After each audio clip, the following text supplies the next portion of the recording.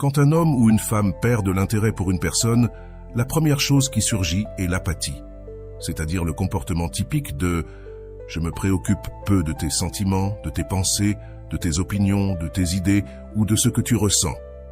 Cela est accompagné d'une série de phrases typiques qui dénotent cette absence d'intérêt. Bonjour, bienvenue sur Journal du Moine. Aujourd'hui, je veux partager avec toi une liste de phrases que tout homme ou femme utilise quand il n'aime plus l'autre. J'espère que cela te plaira. Et si tu termines de regarder cette vidéo jusqu'à la fin, n'oublie pas de me laisser des cœurs bleus dans les commentaires. De cette façon, je saurai que cette vidéo t'a plu. Numéro 1. Tu es folle. Quand il évite une conversation approfondie qui pourrait t'aider à trouver un accord utile entre vos différences, ce qu'il fait, c'est diminuer la valeur de tes idées. C'est quand il se moque de te perdre, que tu partes ou que vous répariez les choses ensemble. Pour lui, tout est déjà ruiné et il n'y a plus le sens d'essayer de réparer ce qui est pour lui déjà cassé, décomposé et sans avenir. Il n'a aucun effort à fournir pour arranger les choses avec toi, car tout est déjà fini. Numéro 2, tu me blâmes toujours. La victimisation est une autre façon d'éviter les conversations et les discussions nécessaires pour nourrir la relation et ainsi grandir ensemble. Quand un homme, au lieu de vouloir parler avec toi pour aborder ce sur quoi vous êtes en désaccord, résume tout à te faire passer pour la fautive, c'est qu'il n'est plus intéressé à être à tes côtés. Les conversations au sein d'une relation de couple permettent réellement la négociation et la recherche d'alternatives pour gérer vos différences et vos goûts. Mais quand lui, loin de chercher cette connexion avec toi, se victimise, c'est qu'il n'accorde plus d'importance à toi. Numéro 3. Ce n'est pas toi, c'est moi. Quand il n'est plus intéressé par toi, ce qui se passe, c'est qu'il essaie de forcer les choses avec toi.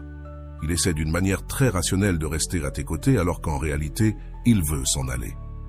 La vérité est que quand une personne n'a plus aucun désir d'être avec toi, elle essaie de forcer les choses, de faire fonctionner la relation, mais d'une manière très maladroite, presque sous contrainte. Il n'y a aucun intérêt réel à ce que les choses fonctionnent pour lui, ni à ce que cela lui procure de la joie ou des émotions agréables. Au contraire, faire fonctionner la relation lui cause de la douleur. Numéro 4. C'est comme ça que je suis. Une relation, au final, est une négociation constante. Si nous avons tendance à être très irascibles, nous devons changer et être patients. Si nous avons l'habitude d'être impatients, nous devons changer et apprendre à attendre. Ces changements sont toujours nécessaires et doivent être manifestés par deux personnes qui s'aiment, car elles s'intéressent à ce que quelque chose fonctionne. Mais quand ce n'est pas le cas, c'est un signe indiscutable qu'il n'y a plus d'amour. Quand une personne se justifie ou légitime son caractère en disant que sa personnalité est immuable, elle exprime en réalité « Je ne vais pas changer pour que la relation soit fonctionnelle, prends-le ou laisse-le ». C'est le message qu'elle envoie. Numéro 5. Ça m'est égal. L'apathie se manifeste de plusieurs manières et l'une d'elles est quand il semble que tout lui soit égal. Si tu proposes un restaurant pour manger, cela ne l'intéresse plus. Avant, il trouvait des excuses pour aller voir ta mère, mais maintenant, cela lui est égal d'y aller ou non. Il a l'air d'avoir déjà compté ses jours. Peu lui importe la routine. Quand tout lui semble égal, c'est qu'il n'a plus d'intérêt à être avec toi. Ses mots, ses phrases, sa façon de parler révèlent une seule chose. Ça m'est égal. As-tu déjà entendu cette phrase de la part de ton ex-partenaire? Numéro 6. Je n'ai pas envie de parler. Parler, c'est éviter les conversations les plus substantielles d'une relation. Et c'est un signe d'apathie qui est associé à un manque d'intérêt. Comme je l'ai dit dans d'autres vidéos, au final, l'amour a une date d'expiration. Ce qui est regrettable, c'est que cela n'est pas écrit sur l'étiquette. Lorsque l'on achète de cette manière, nous pourrions mieux planifier nos vies en sachant jusqu'où nous pouvons aller avec quelqu'un. Ce serait quelque chose qui allégerait vraiment le fardeau et peut-être nous rendrait assez heureux. Numéro 7. Je n'aime pas comment tu es habillé. Il y a une différence entre les commentaires que fait un homme parce qu'il se sent menacé par la façon de s'habiller de sa partenaire, car cela l'inquiète que d'autres hommes la désirent. Cela se manifeste parfois dans une mini-jupe ou un décolleté, car le gars est jaloux que quelqu'un d'autre puisse prendre l'amour de sa copine. Mais ce genre de phrase « Je n'aime pas comment tu es habillé » est déjà une phrase du type « Je n'aime plus rien de toi ». Comment tu es habillé, comment tu parles et comment tu sens. Littéralement, c'est une critique directe de tout ce que tu représentes. Numéro 8, fais ce que tu veux. L'apathie se répète toujours dans une relation qui commence à agoniser. Le désir de l'autre s'évapore comme du gaz.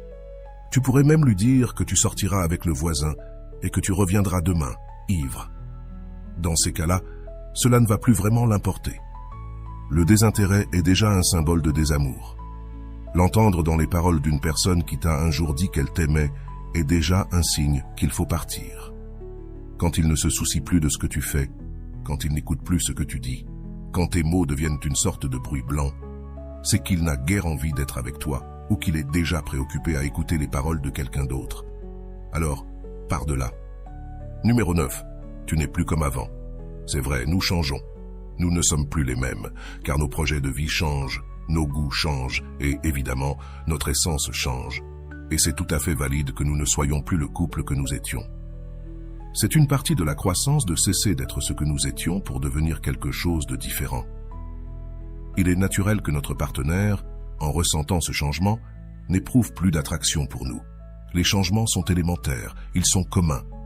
Nous pouvons changer d'université, changer de mode de vie, de goûts et de choses si essentielles que, finalement, l'autre personne peut en venir à considérer cela comme choquant. Il est donc important de comprendre que cette phrase apparaîtra aussi, que cela nous plaise ou non. Numéro 10. Tu me considères différemment. Quand les comparaisons entrent en jeu, il y a déjà une balance à partir de laquelle on te juge, selon lui, celui qui ne fait pas le poids. Et donc, tout ce que tu fais semble être mauvais. Quand pour lui, ce n'est plus suffisant, c'est qu'il ne t'aime plus en réalité. Quand un homme aime une femme, toutes ses attentes sont comblées. Elle lui convient parfaitement. Elle déborde même de tous les côtés. Elle est magnifique et il se sent le plus chanceux. Mais quand ce n'est plus suffisant, c'est un signe qu'il ne t'aime plus. Car si on te réduit, c'est qu'on ne te veut pas. Numéro 11. Si tu veux partir, je ne te retiendrai pas. Encore et encore, le désintérêt se reflète dans le peu d'intérêt qu'il a pour que tu restes à ses côtés. Il s'en fiche littéralement que tu sois là ou que tu disparaisses demain. Ça ne l'intéresse pas du tout. Peu importe si tu es là, si tu pars, si tu restes ou si tu ne reviens plus. Numéro 12. Je t'aime. J'ai juste besoin de temps. La confusion est le signe qu'il lutte entre deux sentiments. Parfois, il partage un air de fraternité avec toi, comme l'amour d'un frère pour sa sœur, et en même temps, il ressent une forte attirance pour une autre femme. Ainsi, il essaie d'éclaircir ses émotions. Mais cela révèle et montre qu'il ne ressent plus la même chose.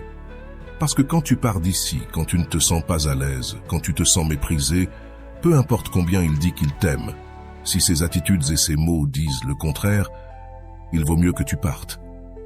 Si tu reconnais ces phrases dans ta relation, il est peut-être temps de te poser les bonnes questions. Les mots peuvent révéler bien plus que ce que l'on voudrait croire, et parfois, ils sont le reflet de sentiments qui se sont éteints.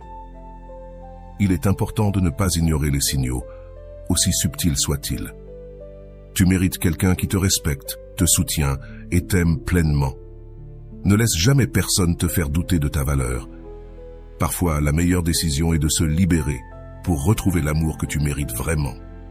Si vous avez aimé cette précieuse vidéo, n'oubliez pas de vous abonner, de cliquer sur le pouce levé, de laisser un commentaire sur les sujets qui pourraient vous intéresser et de le partager avec quelqu'un qui pourrait bénéficier de ces enseignements.